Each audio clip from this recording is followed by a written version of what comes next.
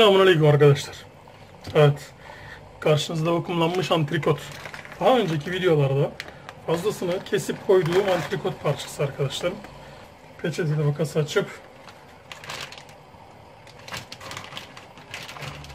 içine sallayalım. Evet. Şimdi güzelce bir kurulayalım bunu. Dostlarım, bunu ne yapacağım? Fazla uzatmaya gerek yok. Sous vide pişireceğiz. Yani su fırını, vakumlanmış, vakumla pişirme taktiğiyle yapacağız. Yurt dışında, yabancı ülkelerde gayet yaygın olan bu pişirme taktiğiyle biz de deneyeceğiz. Şöyle kalın parçalar yapacağız, bakın.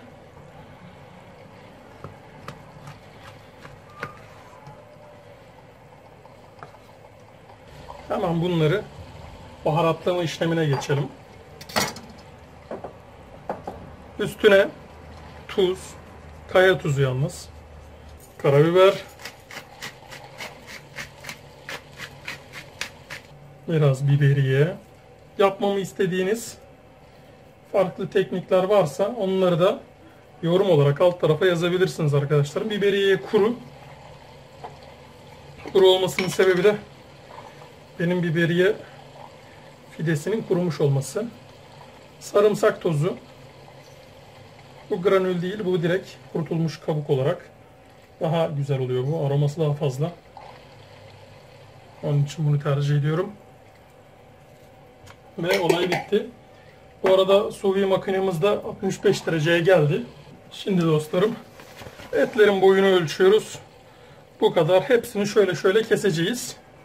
Şimdi etlerimizi vakum poşetlerine koyalım.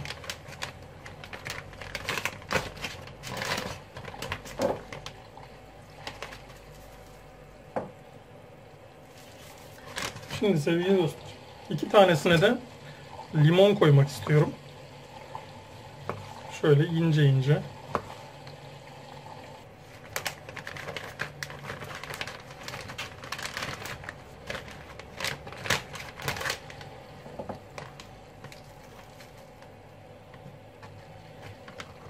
Bu da ikinci. Şimdi bunlara biraz da yağ takviyesi yapacağız tabii ki. Şöyle üstüne 2 kaşık zeytinyağı döktük mü olay tamam. Şimdi vakumlama işlemine başlayabiliriz.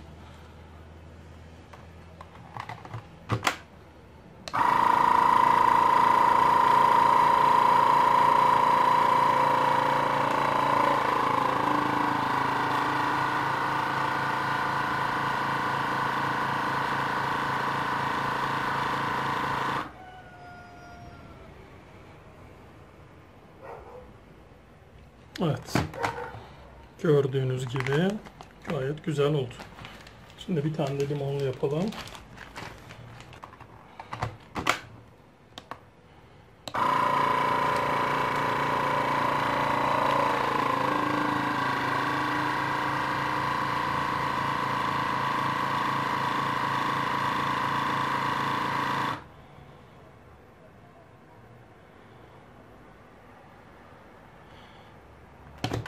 Evet.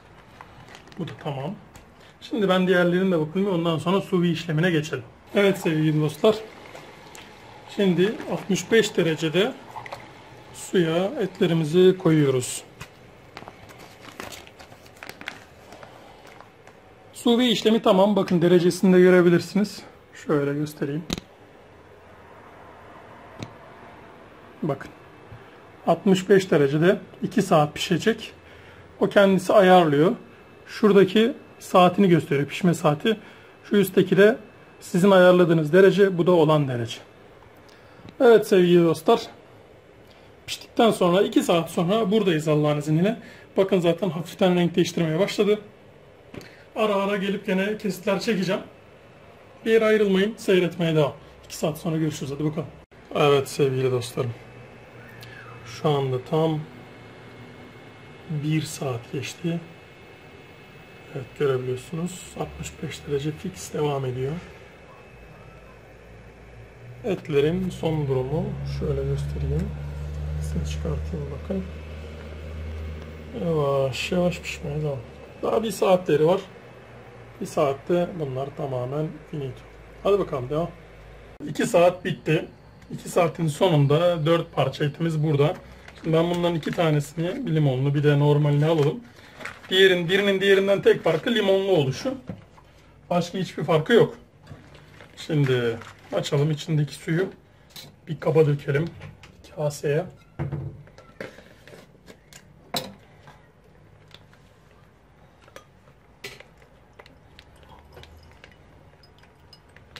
Evet, bu bir et suyu arkadaşlar. Bununla sos yapabilirsiniz. Bu kadarı yeterli. Başkasına gerek yok. Ben şimdi yapmayacağım ama yapanlar çıkabilir. Sıkıntı yok. Bir güzel siliyoruz. Hafif bir kurulama işleminden sonra.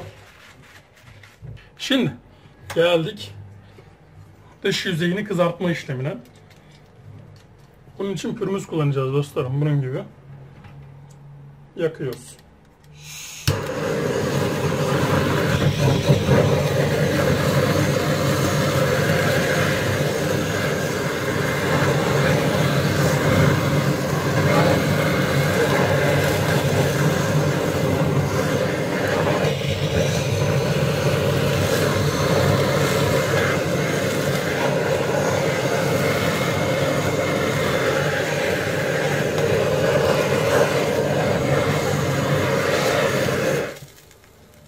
Diğer tarafını çevirelim.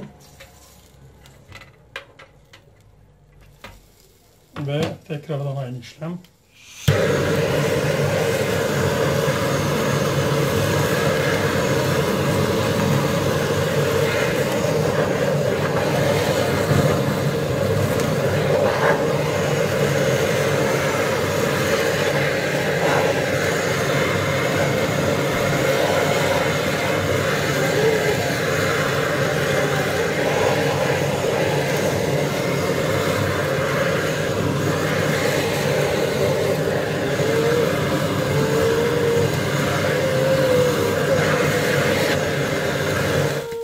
Evet, mini ızgaramızı ortadan kaldırıyoruz artık. Olay bitti. Böyle küçük ev tipi bir ızgara alırsanız benim gibi siz de faydalanabilirsiniz. Hiçbir sıkıntısı yok. Şimdi dostlarım geldik tadım olayına. Evet, bir tanesi limonluydu. Bakın.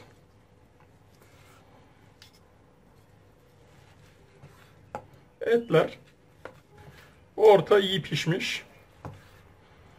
Gayet güzel. Şimdi bunu 50-55 derece yaparsanız içi daha da pembe gözükür. Ama böyle 65 derecede yaparsanız bu şekil orta iyi pişmiş olur. Bismillahirrahmanirrahim. İkisinin de bir tadına bakalım. Şimdi arkadaşlar kanaatimi söylüyorum. Yani ikisi de harika, muhteşem olmuş. Çiğlikten eser yok. Bakın bu çiğliği değil, hafif bir yağı var orada. Görebiliyor musunuz? Şimdi burada çiğ gözükebilir ama çiğ değil halbuki. Bakın. Orada bir yağ tabakası böyle gelmiş. O gayet de güzel pişmiş. Gayet nefis. Bu limonlu. Limondan eser yok. Hafif bir ekşilik var ama valla 10 numara olmuş. Şöyle söyleyeyim, muazzam yumuşaklıkta. Antrikot zaten yumuşak bir et ama bu şekil piştiğinde harika bir yumuşaklığa kavuşuyor. Bunu daha az derecelerde pişireceğim inşallah.